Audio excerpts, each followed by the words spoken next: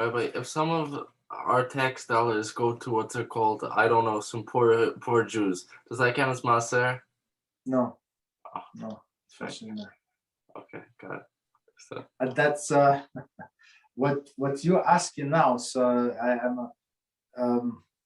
the question is like that. When somebody stole and he does not know from whom he stole. For example, the guy has a grocery store, right? And he had like fishy scale and stuff like that, right? And he didn't go do something with his register, would not give correct change and stuff like that. So now he, after the 5, 10, 50 years in business, so he does not know who he stole from, right? That's impossible for all these years. So it says clearly, so halacha is, so he has to give to some public charity, anonymous, like not to get any credit.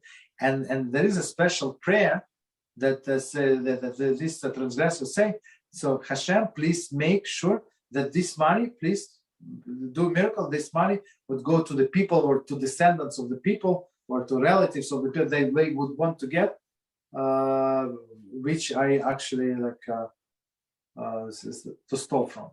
That's the thing. But otherwise, if you don't do exactly this, and if it's going to non-Jews, how do you benefit them, right? It's very small chance that you're going to benefit. But if you go to Jewish charity, whatever they do, bigger chance. That's it.